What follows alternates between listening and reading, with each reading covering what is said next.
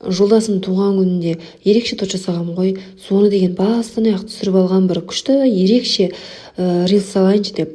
Енді деген монтаждап отырмын, бір озвучкалайын десем, бір текст, қандай текст айтарымды білмеймін. Сонымен видеоға қарап отырып, қалай жасадым, сол туралы ғана айта салайын дедім.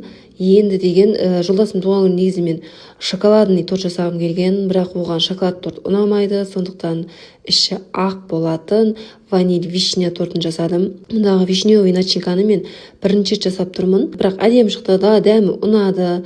Тортты жасап қойдым. Сосын бетіне декорына кірістім. Декорын жасаған кезде оның өлшемін ойламағам ғой, ол торттан үлкен болып кетті. Сосын алдында қаяқтың артқы жағын кесіп тастадым, сонда тортқа дәл келді. Декорды жасап біткен соң торттың обтяжкасын жасауға кірістім.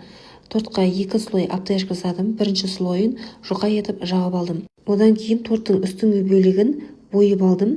Себебі мұнда кішкене көз сияқты көрініс бергім келді. Және де осы үстіңгі бөлігін крем-чизбен қаптамадым. Себебі су құйған кезде крем-чиз еріп кетеді. Сондықтан мұнда шоколадты крем дайындадым. Ең алдымен шоколадымызды микроволновкада ерітіп алдым да, үстіне май салып, екеуін қосып, миксерлеп алдым. Сол кезде біздің креміміз әдемі болып дайын болды. Енді видеоның жалғасын келесі рилсқа салатын болдым, да ұзап кетті. Инстаграмға ондай ұзақ видеолар салуға болмайды екен. Істеп жатқан тортымды бүлдірдім. Мынау енді маған ұнамай қалды, бірақ сонда да енді осыны жалғастырамын. Алдыңғы бөлікте біз тортты жинап, шоколадты кремді жасадық. Енді осы шоколадты кремді салқындағанға дейін торттың екінші слой обтяжкасын жасап алдым. Оны барлығын жағып текстеп болғаннан кейін беткі бөлігіне пейзаж жасауға кірістім. Тау, жартас, жағалау бейнесін жасауға тырыстым.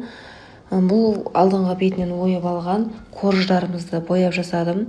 Және де шоколадты кремімізді беткі бөлігіне барлық жеріне жағып шықтым. Содан кейін жасыл бояумен щетканы алып, балдырлардың суретін салдым.